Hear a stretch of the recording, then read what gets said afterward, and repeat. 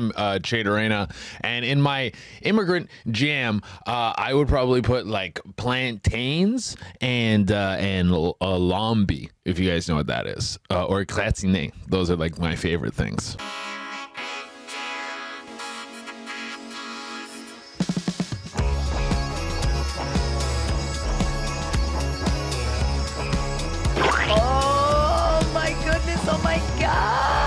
Another beautiful day at Immigrant Jam headquarters here in New York City. Welcome back to the podcast, everybody. Or welcome if you're new and this is your first episode. You've made the best decision of your life. I'm your host, Lucy Pohl, and we are here with an amazing man, a comedian, a man about town, a man extraordinaire, a Canadian. Yes, that's right, a Canadian. The great, the one, the only, Mr. Che Durena's in the house. Hello, hi, how's everyone doing? Thank you for being here, hey, Che. Thanks for having me. I appreciate coming on.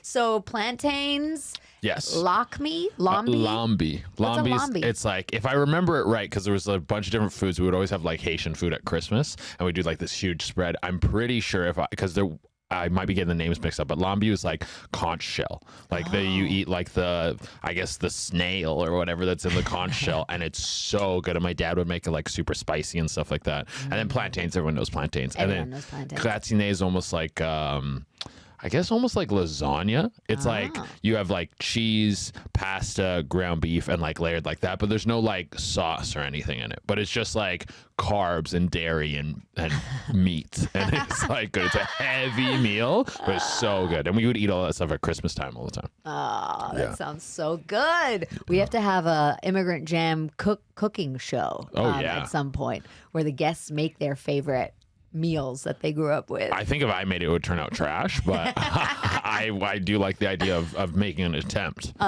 So your parents are Haitian, or your dad is Haitian? My dad's Haitian. My mom is Dutch and French, but not like culturally. Right. She grew up in French Canada, but is Anglophone Quebecois. Quebec's like the French area of Canada. Right. Yeah. So, and you grew up in British Columbia, right? Yes, on the West Coast. Do you speak French? Je parle un peu français, mais pas beaucoup. Oh, c'est pas possible.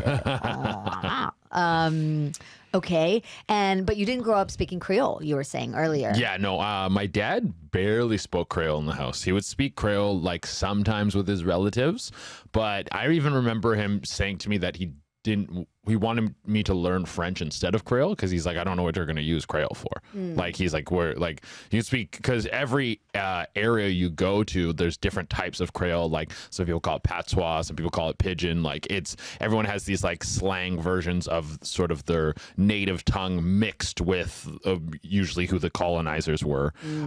So everyone's different. Like, if I speak Haitian Creole, I can't speak someone who has like Cajun Creole. Like, we won't be able to speak to each other. Yeah.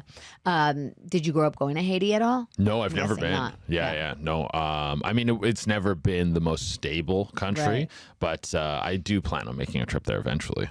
But do you feel Haitian? Like, is that part of your identity? A bit. Like, we definitely, the food and stuff, but because there was such a small Haitian community and because my family was so far away, like my relatives, like I grew up in it with like not a huge extended family. Like, I had an aunt who was Haitian who was close by, and then I had like an uncle on my mom's side, but like everyone else was like in New York, Chicago, or back in Haiti. So like there wasn't a lot of close family. Basically, my dad's family left Haiti when he was like 28 or something like that. But they were like they were there during the Duvalier era, and Duvalier was a dictator, took over Haiti. Like, basically, he did a lot of horrible things to the country, and they had to flee a dictator. So a bunch of them went to Montreal. Some of them went to what's it called?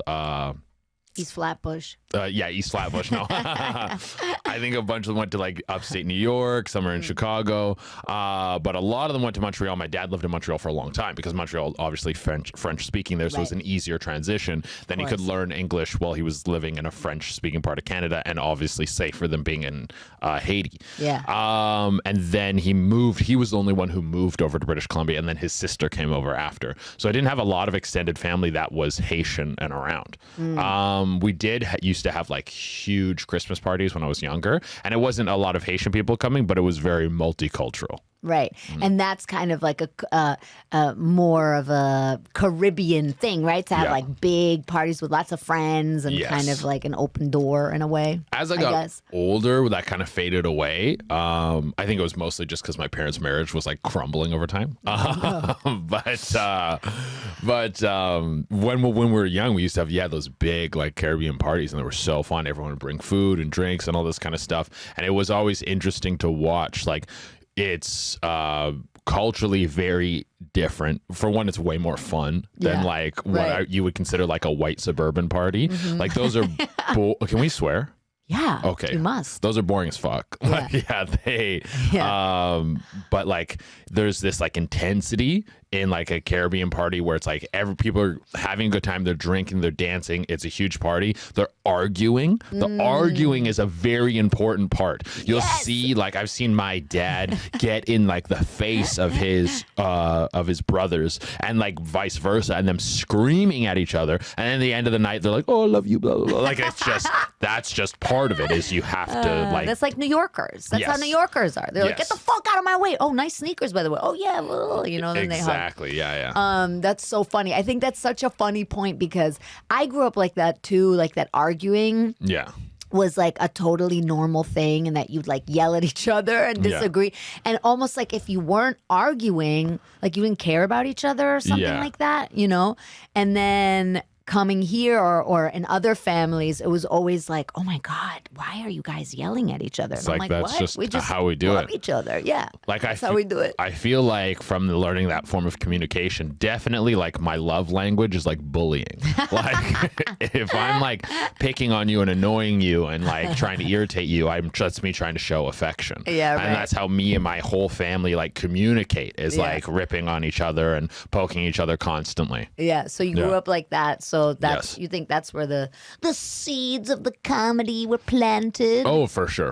Definitely like family. I have a very funny family. Like, I was back home for the holidays, and me and my sister were watching some reality TV. We love to sit and watch just like trash reality TV. I think we're watching the show Dated and Related, where you have like you and your sibling go to an island where there's like other people and their siblings, and you're like wingmanning your sibling to try and get laid. Oh, okay. I thought you like go on an island and then they see how long it takes you to have sex with your sibling. No, that's a wild show. I thought for sure that it was people go to an island to date and fuck, but turns out it's your cousin. Oh, yeah. Exactly. I thought it was like, you didn't know it until you fell in love, and you're like, by the way, this is your first cousin. It's like, that was the reveal. Like, Jesus Christ. That's the Mormon version. I think that's a crime. That's the Utah. Dated and Related Utah. But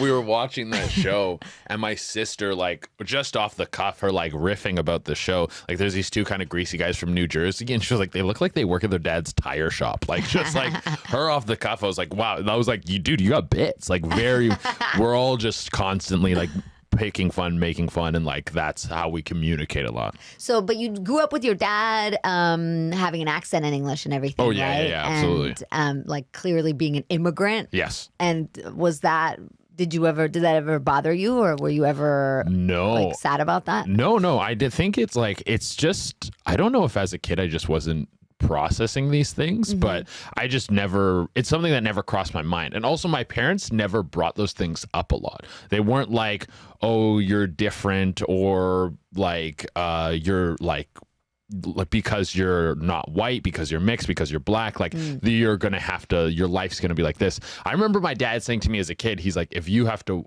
without mentioning race at all, he just said, if you have to work twice as hard for something, that's what you have to do, and that's just your reality. Never bringing up race. Later, when I got older, realizing that's what he was talking about, but any type of context with that, he left all those things out, because I think maybe he thought, I don't know, I've never explicitly had this conversation with him, but he's like, I don't want you to use that as a crutch. It's just like, that is life. He's saying this is life, and that is your life, and you can't change the color of your skin or who you are. Yeah. So if that is your life, then you have to deal with it regardless of using race as a crutch. Right.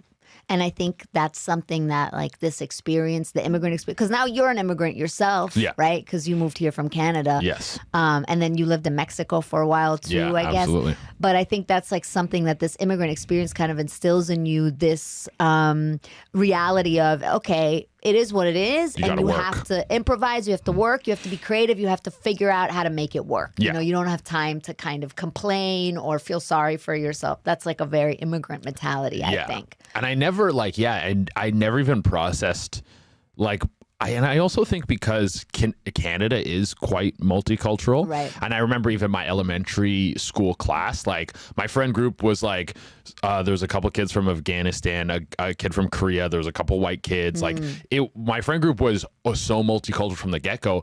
I think I'd never really processed the like it being different or strange, or to have parents from a different background. No, it was just that was just the norm. Yeah. So where'd you grow up in Canada? I grew up in British Columbia in Port Coquitlam. Port Coquitlam's like a suburb, maybe I want to say an hour or maybe a little more outside of Vancouver. Okay. Kind of like a shit dick, nothing going on suburban town. Like think of. But it must be beautiful.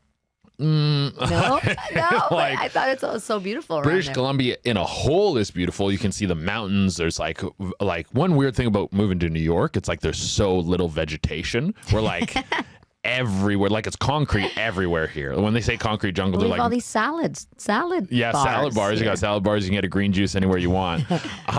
But there is like if you go to obviously Central Park, it's like wow. But it's like that's just kind of even in the city, it's like kind of spread around all over the major cities. There's trees. There's trees all over the place. Those things. So you were gonna say think of like the town is like. I think of like a pale beigey brown strip mall. That's a lot of Port Coquitlam. It's just like no buildings over about 3 stories. You got a Walmart, a Costco, a McDonald's, and like a Save On Foods, which is like a grocery store out there, all close to my house. Every house is kind of cookie cutter.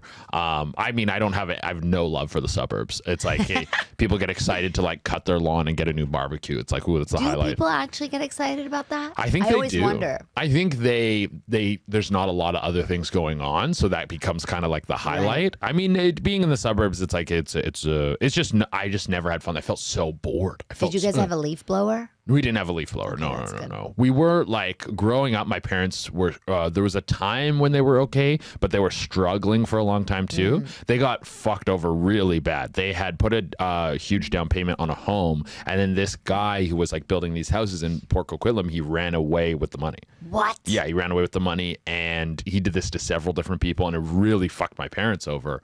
Like there was no home. There was no home.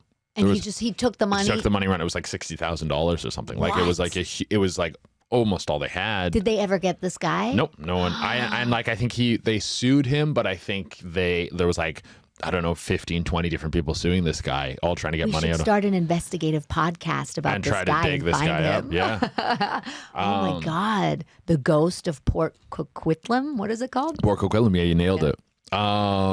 But so they were like working 2 jobs for a long time, delivering newspapers and then working their jobs during the day, and to like be able to afford this home that they got afterwards. Wow. And also that division right there, that was kind of like the beginning of the end of their marriage as well, because it would like put a huge stress on the family. Financial stress is obviously massive. They were working overtime all the time. You have 2 people raising. There was 2 of us in the house. Then my brother moved over after, because I have a brother and sister on my dad's side and a sister on my mom's side. So technically everyone's half. But it was me and my sister from the time I was born, and then my brother came over after. Came over from Haiti? No, from Montreal. Oh, okay. And then my sister came over on my dad's side way later. But it's like raising this family. Everyone's money's tight, and everyone's had bad sleep constantly. Like it was a stressful kind of environment to grow up in. Why did everybody have bad sleep? Well, they were delivering newspapers. Oh, okay, because they were working so much. Yeah, I get it. They would get up at like 5 a.m. to deliver newspapers and then work their other job after that. What was their other job? My mom was in sales. My dad was an electrician. He worked for CP Rail for the railroad. But they were just grinded into dust. Wow. Yeah. Did you dream of living in New York back then even? No. I never wanted to move to New York until I was doing stand-up. So I didn't start doing stand-up until I was like 20 or 21. Like, I think I just hit 10 years doing stand-up in December. But yeah, that once I started doing it and I was like, I love this and this is what I want to do, then I was like, New York is the goal. Because obviously New York is the best place to do stand-up in the world. What did you think you were going to do when you were a kid? And I had no aspirations. Really? I had zero. Like, I enjoyed, the two things I enjoyed a lot were like art. Like, I like to draw. I used to. I've stopped drawing a long time. When I was a kid, I would draw a lot. And then I would play video games. Those were kind of the only two things I cared about. But especially through my teen years, became this very like, I guess the word's aloof kid that there was no emotional pull towards anything. The only thing I really cared about was like partying. And then I went to college and I did a scuba diving instructing course through college, moved to Mexico because now I was an instructor, I could do that. Then found stand-up in Mexico. Once I started doing that, I was like, I love this. And then I decided to sell all my scuba diving gear. That was a great, like, that sort of like transformative moment. I recommend to anyone who's like kind of unsure about what they should do in life. I'm like, go traveling. Okay, I thought you were going to say go do stand up, and I was going to be like, do not. No. No. Okay. No, I think traveling is a very important opportunity to grow. Yes. Because if you've lived kind of around the same people you've been with your whole life, there's nothing wrong with that. But I think high school is like one of the most conformative environments you can be in because you're a kid, you're insecure, you want to fit in. Like, that's just the reality of it. There's very few teenagers that have the wherewithal to break free from the conformative environment of high school. Yeah. So when you are around the courage as well, because then you're going to be an outcast. And what is worse than being an outcast in high school? Right. At that time. But I think when you grow around those same people, they might still have the same perception of who you were back then. And some of those pieces are honest, but I think definitely for me, some of those pieces were fake. So leaving allowed me to be a genuine person. So I got to explore who I actually was, and that led into stand-up. And there was a guy I met out there when I was teaching scuba diving for like 2 years, and then I stopped. I started working at a call center. It was like a little bit too much of a labor job, and I didn't love doing it. So then the call center was just like a good alternative. I met a guy there, Dave. Dave was like a mentor to me. He taught me about like a lot of health and fitness stuff. He got me into like eating better. I never really knew anything about coconut oil, like introduced me to coconut oil. A lot of this like micronutrient health stuff that is like an important part of my life now. And I told him, I was like, I want to do stand-up. And he was like, okay. So he like went home and watched a bunch of comedy. I would stay late at the call center and watch comedy just on the computers there. Then he came back the next day and we were talking about it. And I was like, yeah, I think I'll move to Toronto. And if it works out, I'll give it like 3 years. I'll stay. And he was like, oh, no. You either are or you are not a comedian. There's no like, I try it out. And I didn't see it then. Wow. But he could see it right away that this is like, and I get it now. It's like comedy isn't something that I do as a job. It is my identity. Right. Like, it's how I think, it's how I communicate with people. It is who I am. But was Dave real? What do you mean? Or was Dave an apparition? I'm pretty sure Dave was real. Dave had a drinking problem. And I tried to call him the other day. Dave had a drinking problem? He had a drinking problem. I hope he's great now. No. He gave me his email. That was the only way I had to contact him when I reached out to him. And then we emailed back and forth once, and I tried to reach out to him again. See, he's gone. And he wasn't real. But he never wanted to be tracked. But if Dave ever hears this, man, Dave, you changed my life. Because Dave said to me, we both, the call center like fumbled or crumbled. And so we were like doing this job where we're selling like tours on the street. In Mexico? Where in Mexico? In Playa del Carmen. Ah, okay. Yeah. So we were like doing this job selling tours. And then he was like, I was like, I want to do this, but I have no money. I can't leave. I was like so broke. I was super broke, dude. And so I was like, he was like, if I was you, I'd just sell all my shit and go. And I was like, I have nothing to sell. I have a blender, I have nothing. And I was like, oh, I can sell my scuba diving gear. So then I sold all my scuba gear, got a plane ticket, and then moved to Toronto. It's so funny how people always have a blender. Yeah. That's like a thing. I was making smoothies a lot. I was like living off smoothies. It's so weird. Yeah. Here, child. take this blender. If all hell else fails, you can sell it. Yeah, live off of this blender, dude.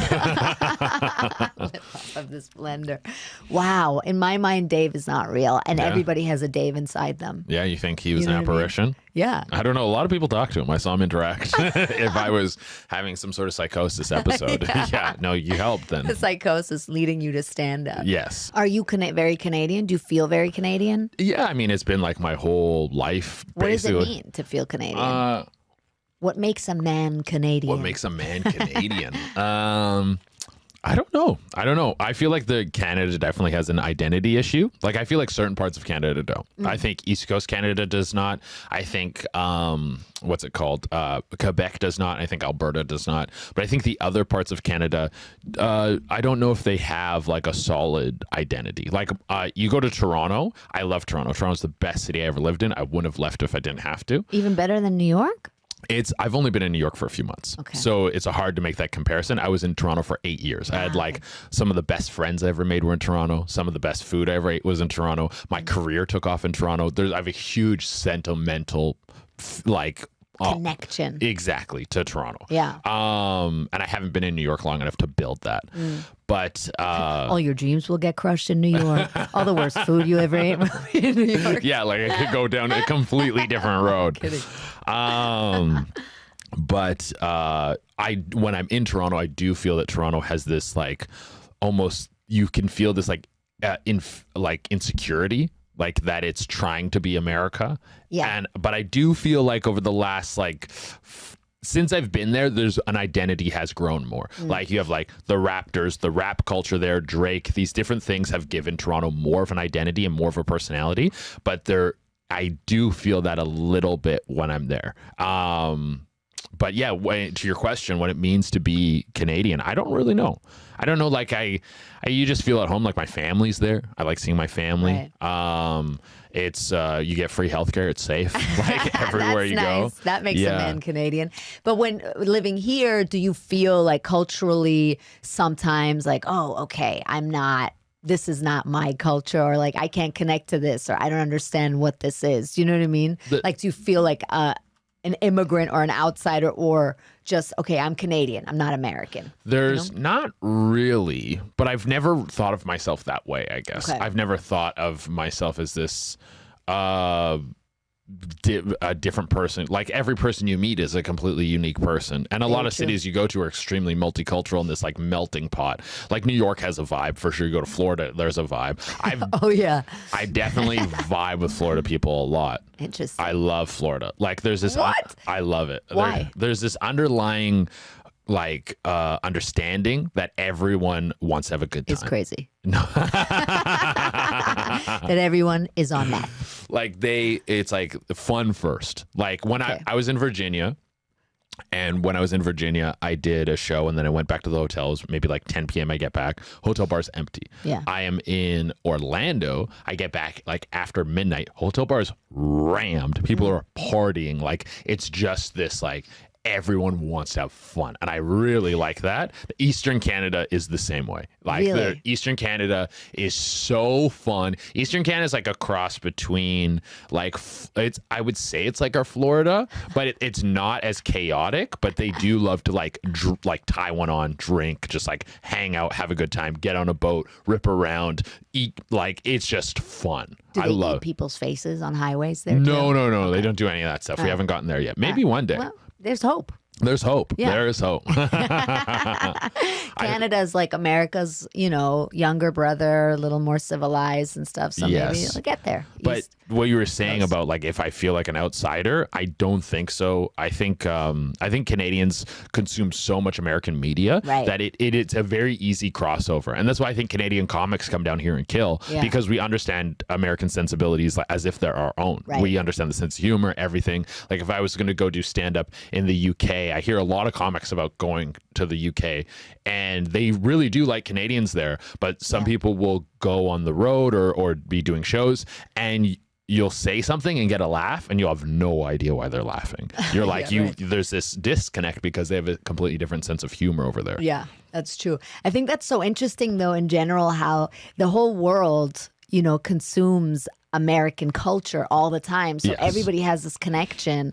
And for Canadians, it's different because you speak the language without an accent, Yes. so to speak. Yeah. And then for the other people, you come here and it's almost like, yeah, I know all of this and I feel a part of it. But then the language barrier kind of keeps you from, really, I'm truly feeling like you're,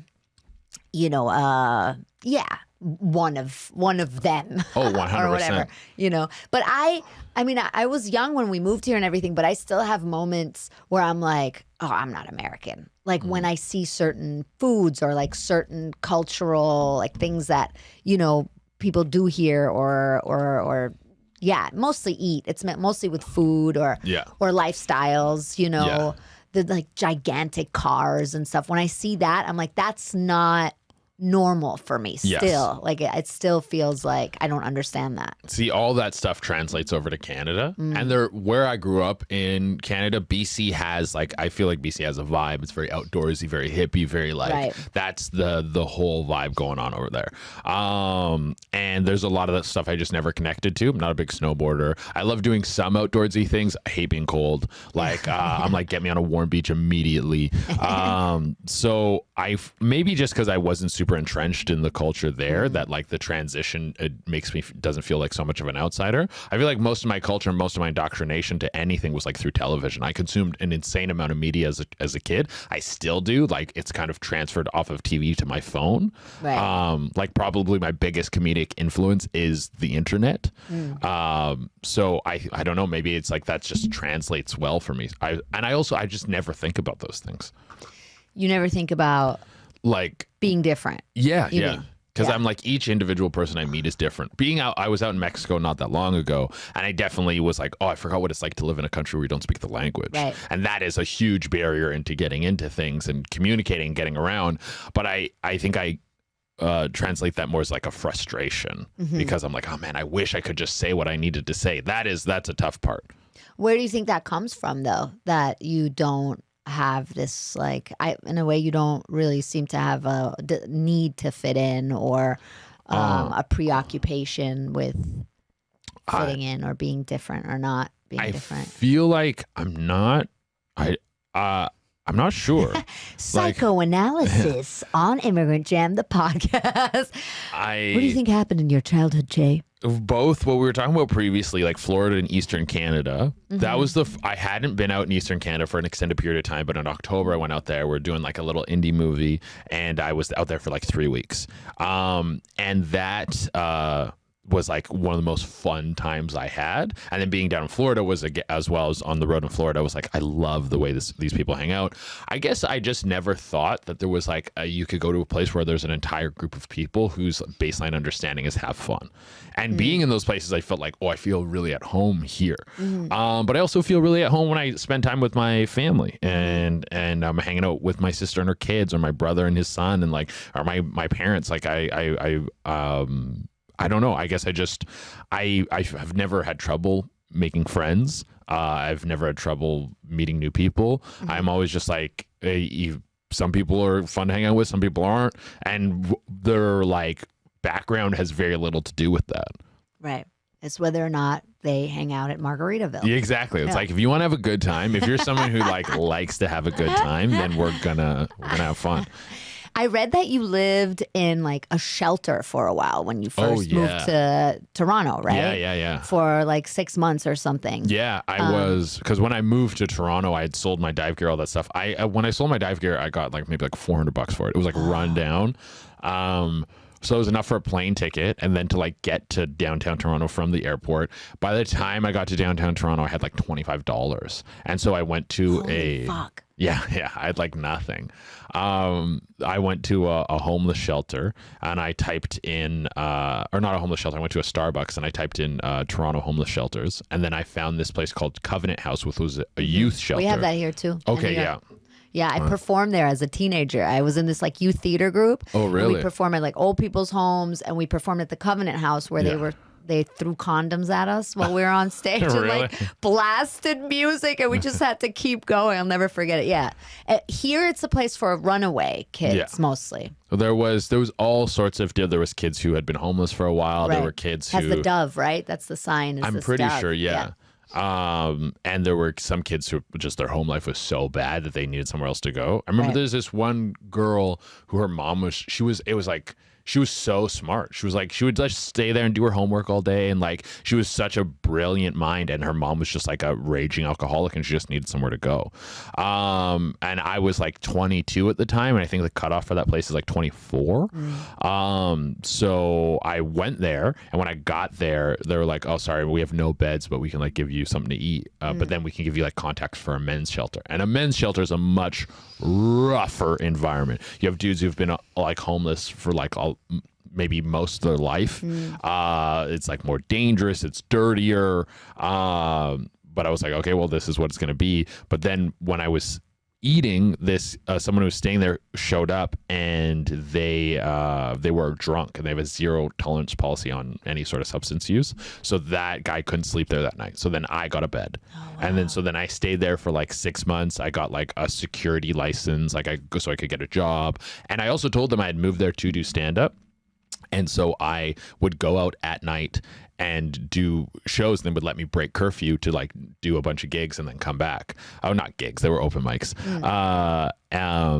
But that's kind of how I got started in Toronto. And then I stayed in like an intermediate housing place for a couple months, and then I moved into my first house, which was like a comedian house. That house was so sick. It was a shithole, but it was right downtown Toronto. For the people who know Toronto, it's like King and Bathurst. This is like being in like, I don't know, I would say the equivalent of being like the Lower East Side of the East Village or something like that. Like you're downtown Toronto. And I paid like $400 a month for a room in this place. The place got more run down even after I left. It had been a comic house for like 15 years, maybe longer. You had Dave Merhesh on the podcast, right? Dave Merhesh stayed in that house. So like different generations of comics had lived in this really shitty house, like on their ascent through comedy. I met one of my best friends in the world there. So there was two other comics that lived there, and then this musician, Matt. Me and Matt are like fucking boys for life. And after we all left that place, different comics moved in, and the guy who ran it was this old Portuguese guy. His name was Armando. And he was like partially deaf, and he would show up and he would just yell. Daniel was the guy who kind of handled the rent, and he'd go, Daniel, and then Dan would come give him rent. He never raised the rent. He didn't care. He just wanted his money. And sometimes he would like bring wine that he made himself, and he would just get you like piss drunk. And he's like a mythical character, dude. Armando he's like Quasimodo. Yeah, he would just show up like Esmeralda. And he owned other properties that comics also lived in, and he never raised the rent. And then one day Armando died, his kids took control of the property, but these were like prime time real estate places in downtown Toronto. Toronto's real estate market is probably just a little under the price of New York. Like it's there, Vancouver, super expensive. So his kids are like, we're selling these properties. So this was a few years after I'd moved out. Maybe this is like 3 or 4 years after I'd moved out of this place. But then all these comics get like, there was comics living there that I knew, and they're like, okay, well, we're having like an eviction party. Like we're not going to be able to live here anymore. And like 20 years of comics have lived in this house. Wow. So then we had this party where like generations of comics all came to party in this house, and it was like a wild night. I remember I got shit-faced. I fell asleep with like my coat and my boots on. And I woke up and had to work my first shift at this restaurant that I just got the job at. Nice. But that was like, that was the whole like arc of Armando. It was wild. Wow. Yeah. That's a TV show, right? Yeah. But when you were living in the shelter, did your parents know? So me and my mom don't talk, but my dad knew. My dad came to visit me, and it was great when my dad came to visit me, because I feel like prior to that, there was this... I never had a good relationship with my mom, and my mom's like very kind of like manipulative and stuff. And there was this like disconnect with my parents, into like I never was honest with them with who I was. And I felt like this time with my dad was like the first time we really got like an honest experience together, where it wasn't like it wasn't father and son. We were getting to know each other, and like two people, and we didn't have to like work around my mom's like whatever's going on in her head. but so that it was like I felt like the whole trip was really good. And I think he felt like it was good too. But I did talk to my uncle after, and he said him and my dad went out for dinner, and my dad cried because he was like, he's going through this thing. He's like, when I moved, I had to go through a thing. Like he's on his journey. But so he was supportive though of you doing comedy and absolutely. And that's pretty remarkable. It was great. And unusual, especially for an immigrant, because usually there's a lot of pressure to, have a good, societally regarded good job and everything. Yeah. And make money. And I feel like my dad never had that thought process. He's a very worldly person. He loves to indulge in different cultures and different experiences and all these kind of things. But I never saw it that way. I remember being so happy when I was staying in the shelter. For one, I had moved to Toronto and I had no game plan. I was like, I'm going to go. I remember I was like, I was surviving in Mexico with no money, and I said to Dave and the blender. I said to Dave, he's like, you have no money, you're gonna go. I was like, they don't let you die in Canada. You don't there's so much social services. I was like, I'll be fine. I was like, I'll figure it out. That's a good point. Yeah, I was like, you'll be. I was like, I'll be fine. People live on the streets or whatever. I'll figure it out.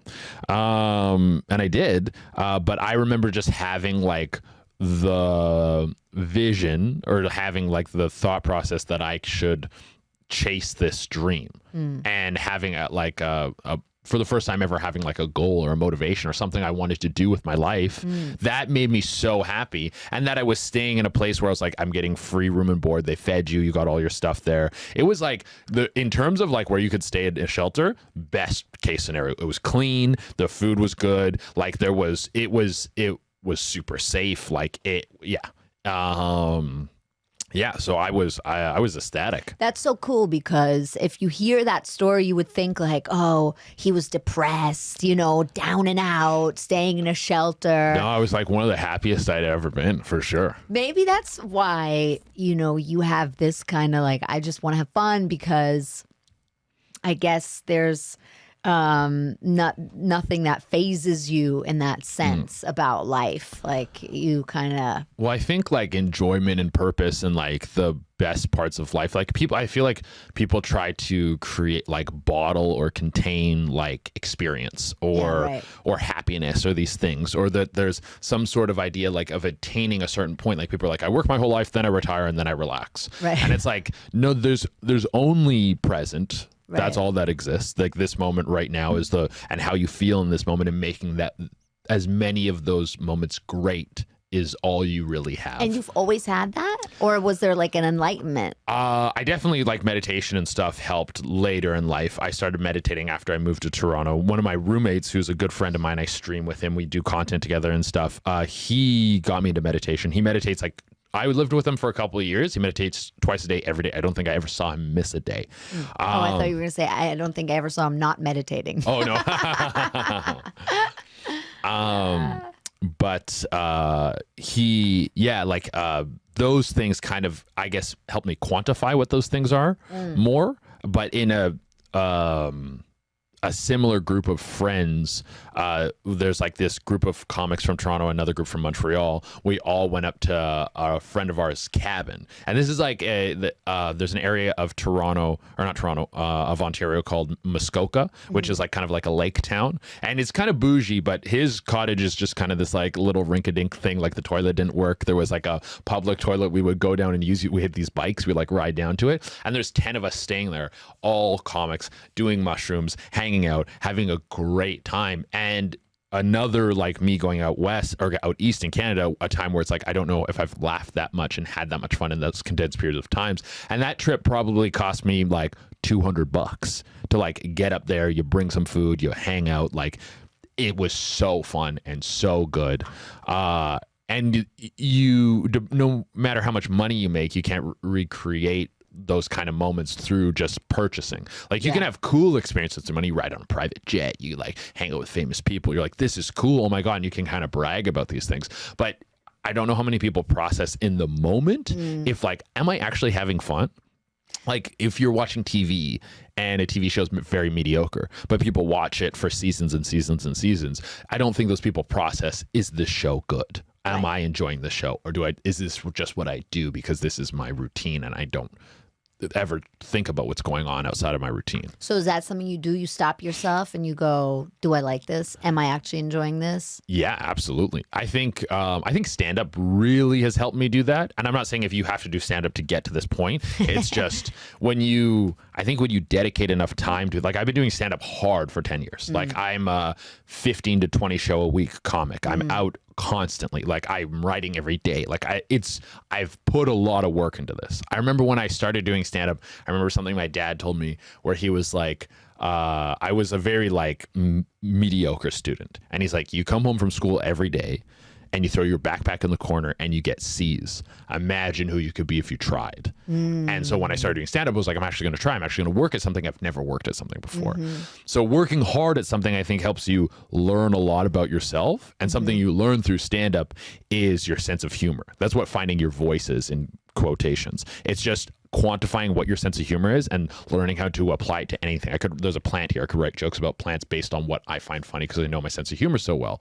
So knowing that about myself in the moment, I can be like, do I actually find this funny? Do I actually enjoy this?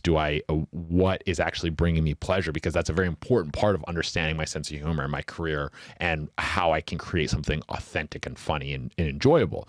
And that's probably the piece of myself I understand the best, which goes in line very well with wanting to have a good time all the time. So I think that's why me and comedy was a very good fit. And you talking about being present and enjoying the moment as someone who you have a huge TikTok following and make a lot of your content or your comedy on TikTok. And it's funny because, you know, a lot of the like older generations or like critics of this whole TikTok and online world say that the people that are on these platforms don't know how to be present anymore because they're constantly just filming shit with their phones and it's all about, you know, making it into a TikTok video or making content out of moments that you're not present anymore, you know? So it's interesting that I think as someone who's like so present on those platforms, you talk about that. I think that is just, it's the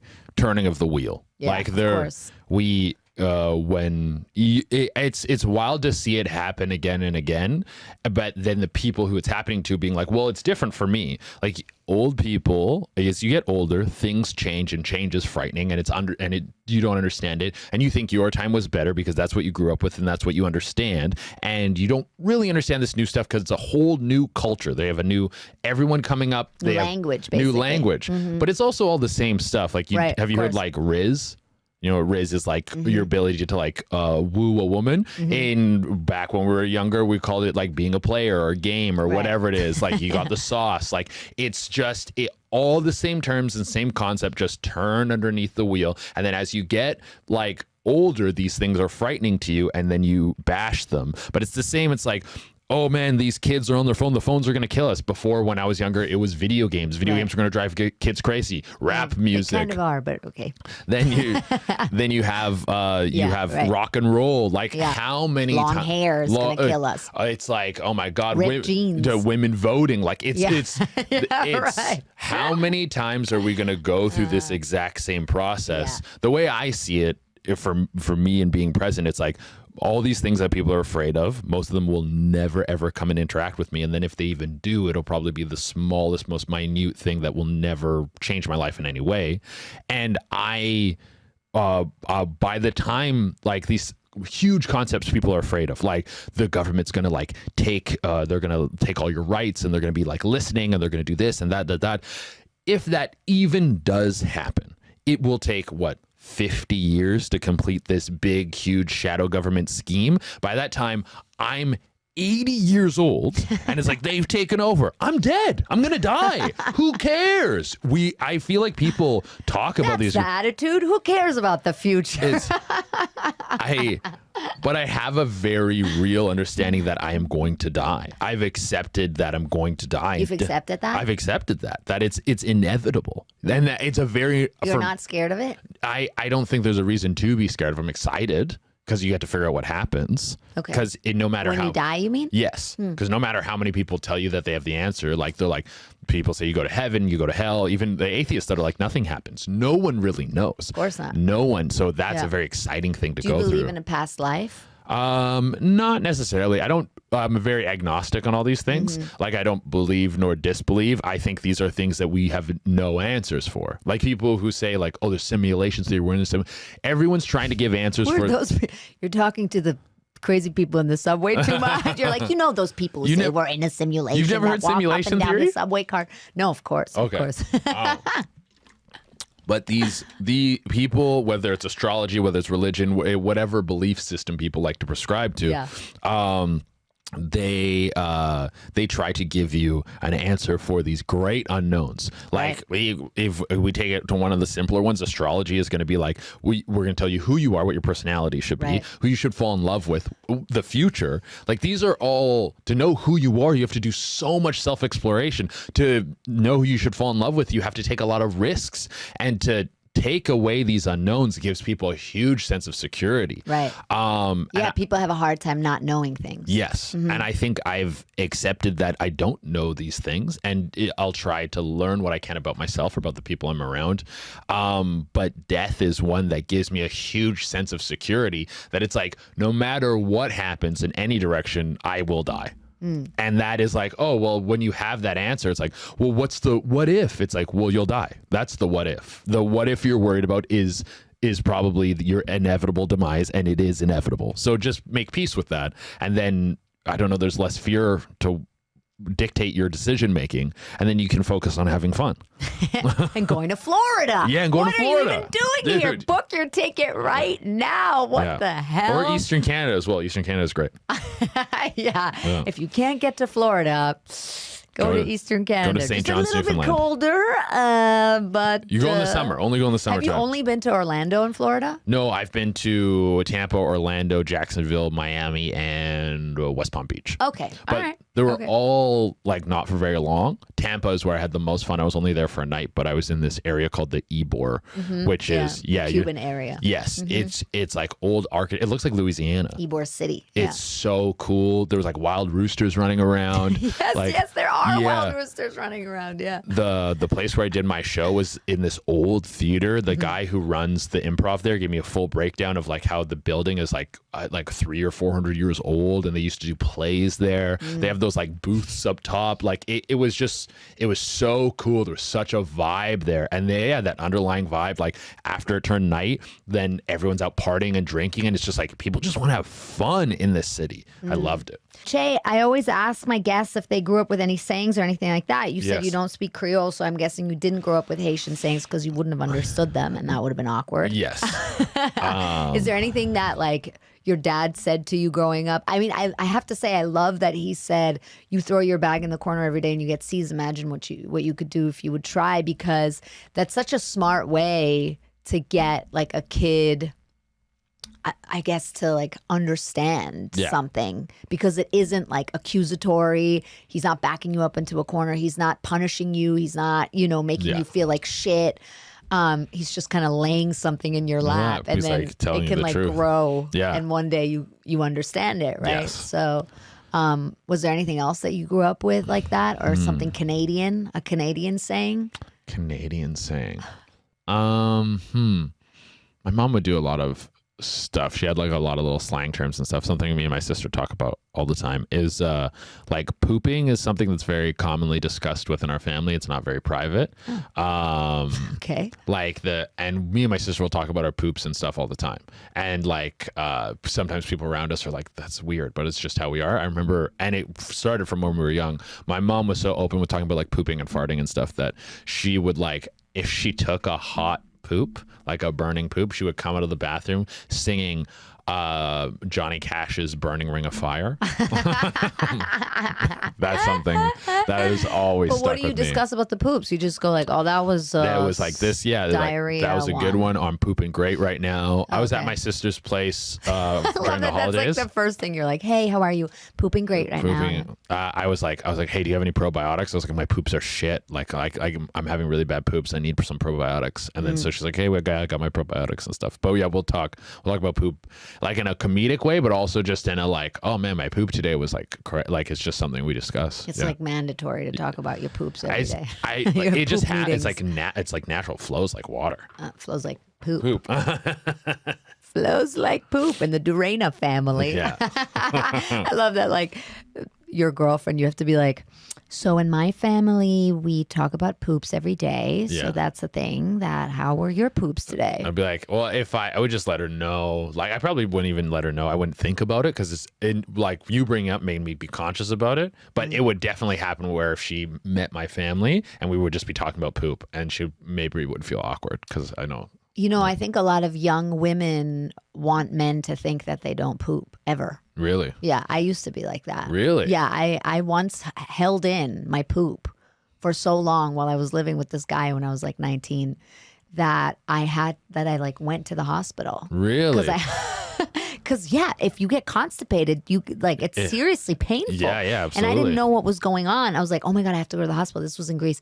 And he took me to the hospital and they ran all these tests on me. And this is a true story. The doctor came up to me and him at the end of running all these tests and he said this, and I'm not joking. This is a true story. He went, I don't know how to say this in English, but you are full of shit.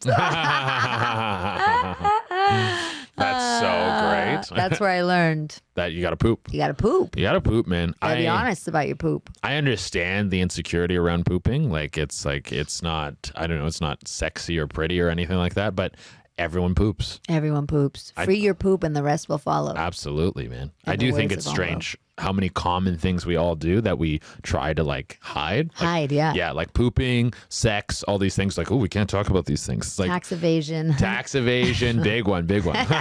Yeah, right. No, that's true. And that's more prevalent in America. But absolutely, that's a whole other podcast about poop. Jay, real quick, there is something that I do here. It's called the poll questionnaire. Yes, it determines how much you poop every day. No, how much of an immigrant you really are or not. Are you ready, Jay Durena of BC, Canada? Yes. By way of Haiti. Yes. By way of Mexico. Yes. By way of one little blender. Yes. Are you ready for the poll questionnaire? I am ready. All right. If you were president of the United States of America, what American food would you ban? Oh, American food would I ban? Can I ban, does it have to be like a meal or can I ban like a specific thing? Yeah, go for it. High fructose corn syrup. Nice.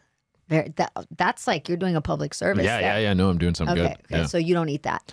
I try. I mean, I eat it. I eat it. It's great, but I try not to. Yeah. Do you see a difference in your poop when you eat it? Yes, absolutely. I find like sugar and also gluten doesn't agree with me great. Those really mess my poops up. My poops aren't good right now.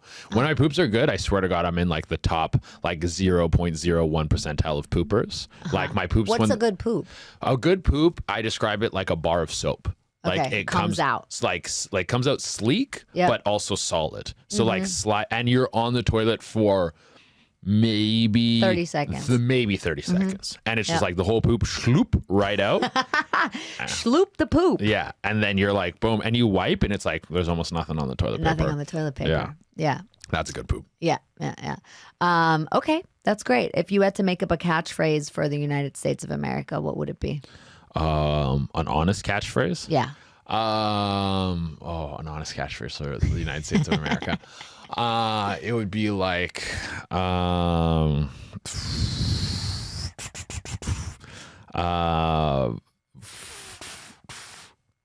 step on my lawn or something like that. I feel like that's a very American thing. Welcome to America. Don't step on my lawn. I like that. Yeah, that is a very American thing. In Canada, they're nicer about their lawns. I think so. Yeah. Okay. If you could add one face to Mount Rushmore, whose face would you add? Martin Luther King. Nice. If you could deport one American person, who would you deport? Deport an American? Man. Deport. Oh, Mitch McConnell. Nice. We'll send him off. He seems like it has nothing to do with being Republican, but he just seems like kind of an evil guy. Like I think even Republicans would be like, he seems evil. Yeah, and I think you're right. It has nothing to do with Republican or not. He's just a shitbag. Yeah. Okay, great. 2 more questions. If you could add one amendment to the U.S. Constitution, what would you add? Free healthcare. Nice. Okay. I love it. Last question. Do you know how I can meet David Hasselhoff? No. All right, Is that why he's there? You're a big Hasselhoff guy? Yeah. What is he, German? No, he's American. He's American. By ancestry, he's German. He's German. Okay. But I'm German. Okay. And it's mandatory for all Germans to link up? To have been a David Hasselhoff fan at some point in their life. Oh, okay. I'm just carrying the torch. I think, I don't think he's that hard to get a hold of, to be honest.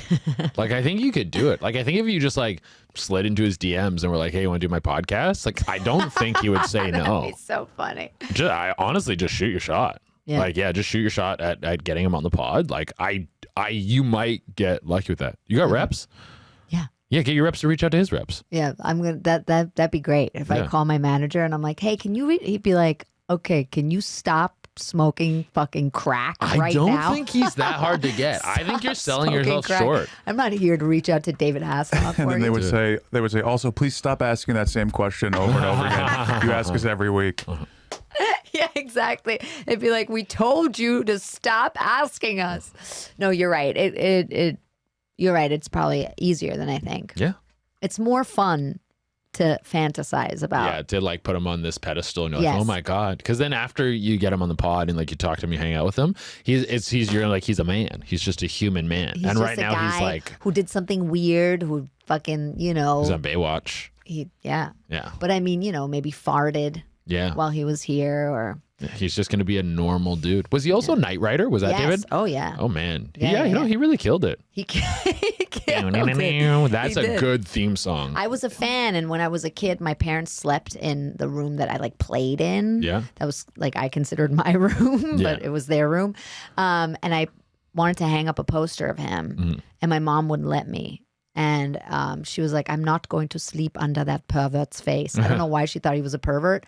And then she was like, anyway, you won't like him anymore in a year, right? Because I was a little kid. And then I swore to myself that I would love him forever. So that's what this is all about. So this is a spite love. Spite my mother.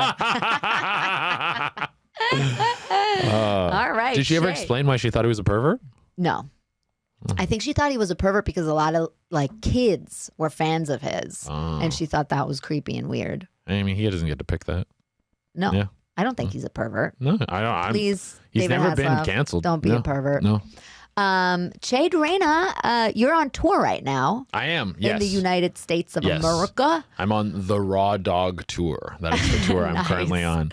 I'm going to be in Washington at the end of this month. I'm doing 2 shows. I'm in Tacoma and Spokane. Ooh, Tacoma. I've been there. It's an interesting place. No, it should be a good time. Very close to the artist Chihuly has a whole museum there, and there's all these Chihuly. He's a glass really? artist. Really cool. Yeah. Maybe I'll have to check that out. Yeah. I'm also in Fort Wayne. I'm in Rhode Island. I'm in California. I'm in Arizona. I'm in Texas, New York. I've got shows all over America. If you want to check out any of my dates, you can go to CheDurena.com. I'm also Che Durena on all social platforms except for Twitch. At Twitch, I'm on at Little Dinky News. Oh, okay. We'll get into that on the second part of this podcast. Che Durena, thank you so much for being here. For having me. Everybody listening, please follow Che if you don't already. I mean, this is basically for the 2 people that don't already follow you. Yeah. On Earth, check out everything he does. Go to his shows. Invite him to Florida. Buy him a ticket. Dude, you invite me out to Florida, I'll be there. Yeah. He'll be there having fun. Thank you so much for listening. Thank you to Douchebag Steve. Thank you to Craig. Thank you to everybody who listens to this podcast. Thank you to Mike Albanese. Oh my God, what would we do without Mike Albanese? Thank you to this chicken, and we love you. If you like this podcast, give us a little 5-star rating and a review. It costs you nothing, and it means the world to us. Share it with a friend if you like it. Share it with an enemy if you hate it. I'm Lucy Pohl, your host. Thank you for being here. We love you so much. Che Durena. If you like what you just heard, don't forget to rate, review, subscribe, recommend to all your friends. And if you hated it, recommend it to your enemies. Thank you for listening to Immigrant Jam, the podcast with me, Lucy Pohl. Have a delicious and nutritious day.